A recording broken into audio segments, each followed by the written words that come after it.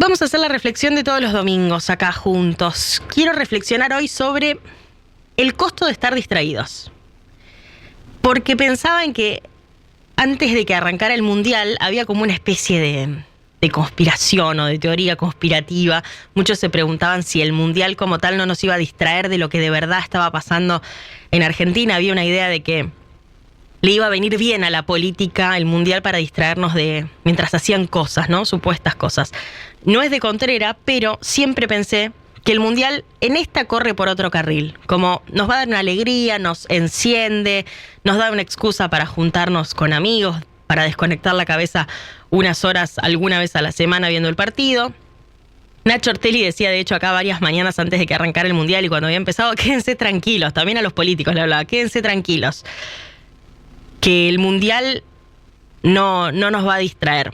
Y creo que efectivamente fue así. El Mundial no nos distrajo. Por mucho talento que tengan los muchachos de la escaloneta, justo en pantalla acá vemos a Messi sonriendo. Y es una imagen muy linda, pero nada nos distrae de los Adornis, de los Insaurraldes de la vida. Efectivamente a los simples mortales no nos distrajo el Mundial. Sin embargo, creo que sí la política nos distrajo todo este tiempo. A nosotros y a ellos mismos, en muchos casos también. El caso Adorni empezó el 8 de marzo. Ustedes ya lo conocen perfecto, tranquilos, tranquilas.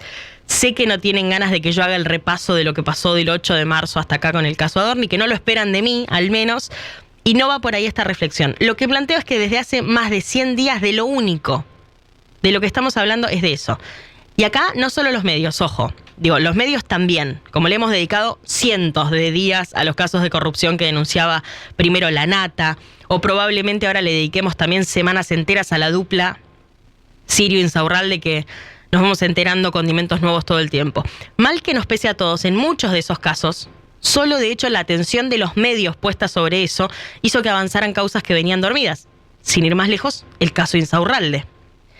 Siempre, obviamente, ante el riesgo de que la justicia decida ser injusta o bien trabaje, como siempre, especialmente lento, cosa de que para cuando termina juzgando a los políticos, los demás ya prácticamente nos olvidamos por cuál de las causas está condenado. Pero repito, no solo los medios acá, la propia política pasó a girar en torno a esto, al caso Adorni, casi en un 100%, me animo a decir.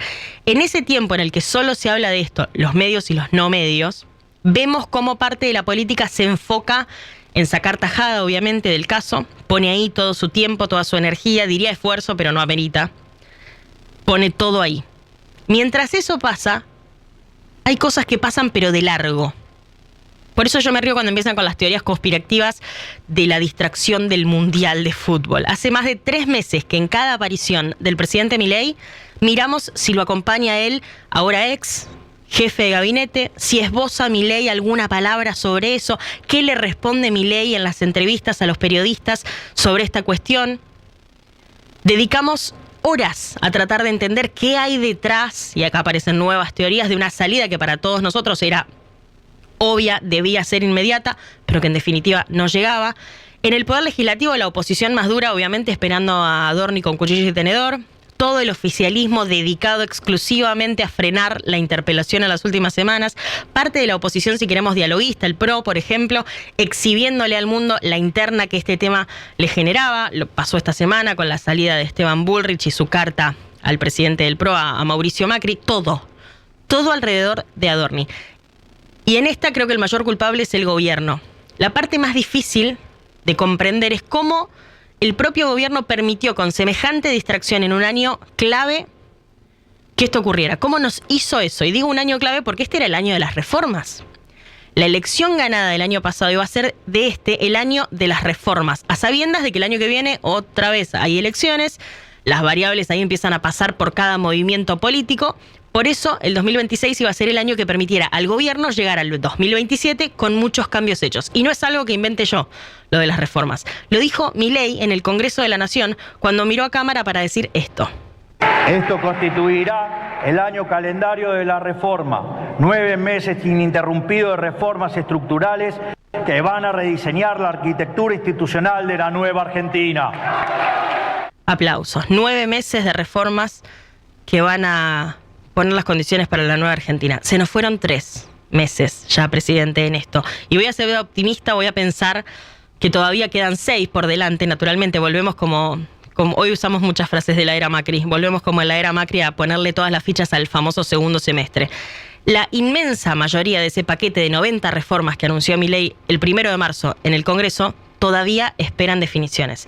Reforma del Código Penal, reforma tributaria, leyes de defensa al consumidor y competencia, reforma del Código Aduanero, reforma política, eliminación definitiva de las PASO, reformas en la educación en todos los niveles, ley de semillas aplicada al agro, etc. Eso es todo lo que no pasó todavía. ¿Qué sí pasó mientras nos distrajimos con esto? Se volvieron a sembrar millones de hectáreas de trigo, aún con el efecto de la guerra y la suba de costos que se generó. Se funden muchos productores de muchas economías regionales esperando por una respuesta. Hay inversiones de $200 millones, como la que nos contaba acá un empresario de AFA hace casi un mes, que están esperando ansiosas para ejecutarlas, que el gobierno se ponga de acuerdo para el proyecto de ley de biocombustibles que presentó Patricia Bullrich y que para esta altura ya podría estar definido si no fuese porque están cintureando y coqueteando con posibles escenarios futuros electorales, por supuesto. Aparece un proyecto de ley como el de ecocidio, que pone en riesgo a las actividades productivas y que cuenta con firmas de gran parte del arco político, incluida La Libertad Avanza, hasta que se despabilaron esta semana y le quitaron las firmas al dictamen. Pero estaban pasando cosas y ellos estaban pensando en otras cosas. Todo esto mientras miramos esa función perfecta del circo de la política, todos bailando alrededor de un conflicto que se debería haber resuelto hace meses. Aún si el presidente creyera en la inocencia con la que Adorni insiste en su carta, donde se presenta como una especie de víctima de los medios y de esta situación, aún así el país necesitaba antes ese paso al costado. Aunque sea para no darle excusas a los demás, ponele que ese es el argumento. Pero no. Flaco favor le hizo al resto de la clase política que la renuncia lleve más de 3 meses. Y todo tiene un precio. Dispersarnos nos volvió a salir caro. Ahora ya está. Ahora que se encargue de la justicia, que dé respuestas y que los que tienen que gestionar vuelvan a hacerlo. Que nosotros, los demás, entendemos que el costo de distraernos puede ser otra vez quedar a mitad de camino. Como dice Carola el ex jefe de gabinete, fin. Carola Urdangarín.